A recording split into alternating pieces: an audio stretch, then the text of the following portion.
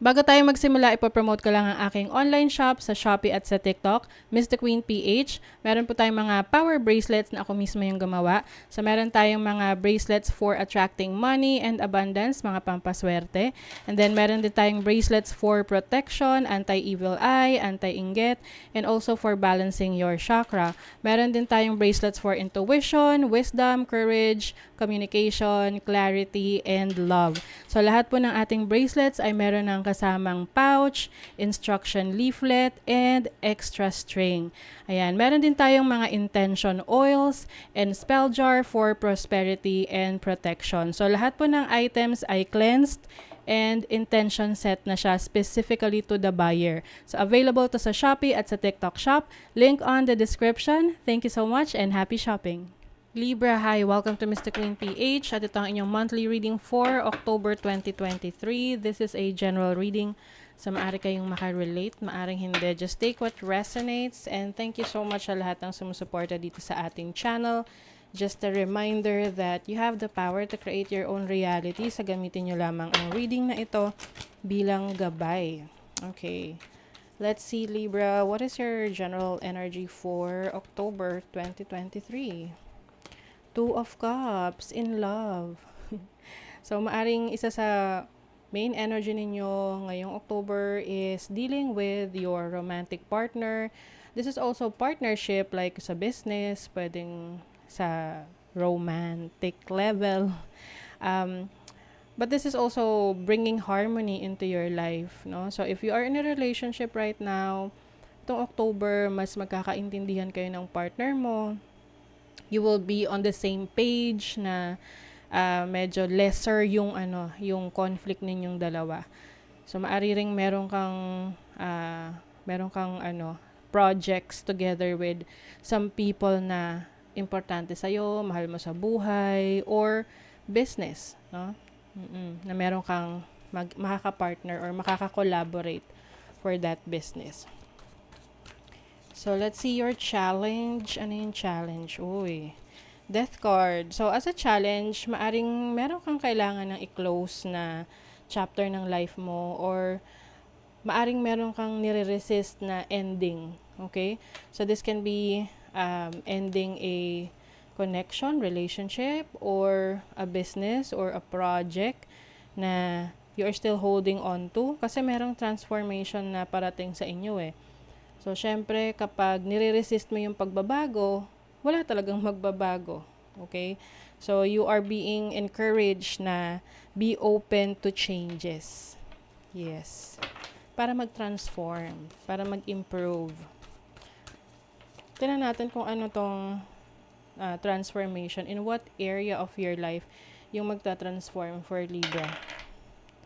Ninth house. This is about your learning. This is also your travel opportunities.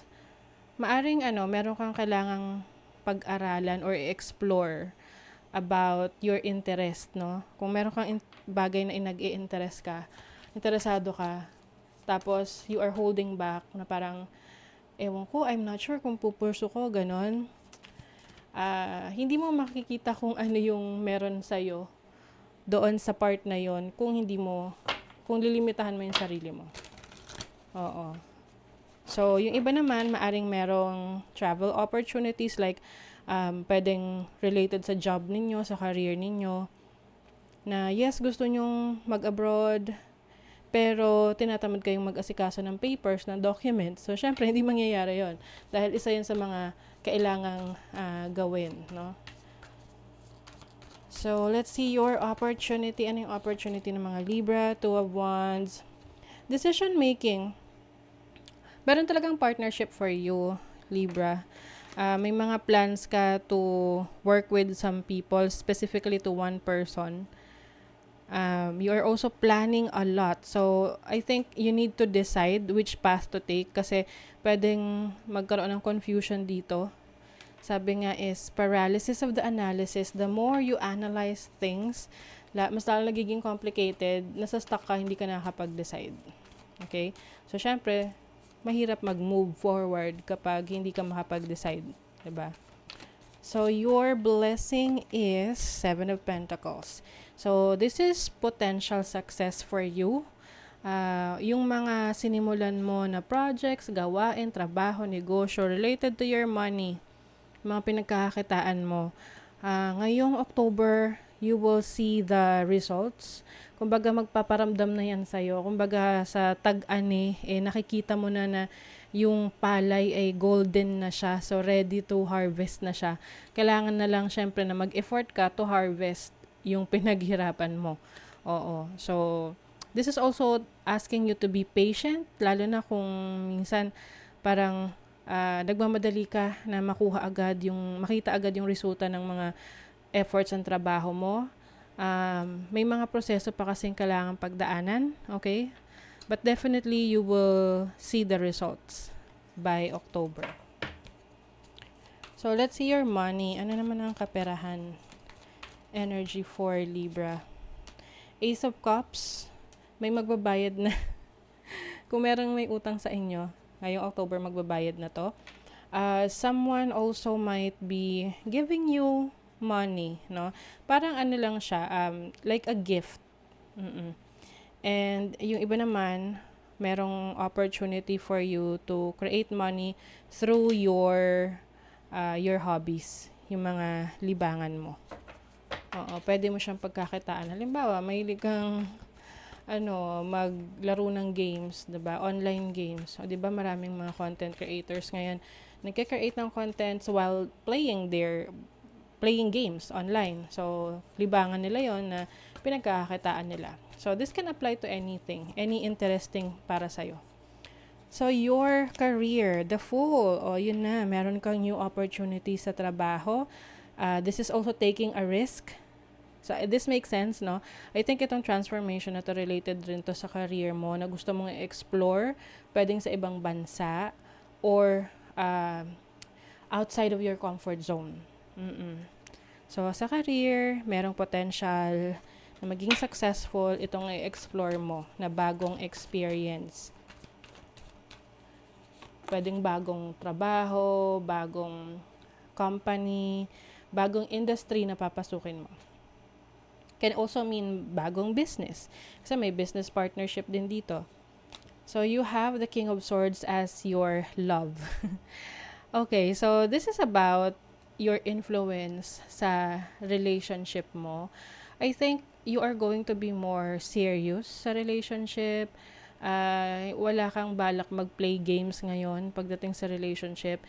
If meron kang kakonect ngayon na parang ang labo, non-committal, so I think iiwasan mo yung mga ganong klaseng tao.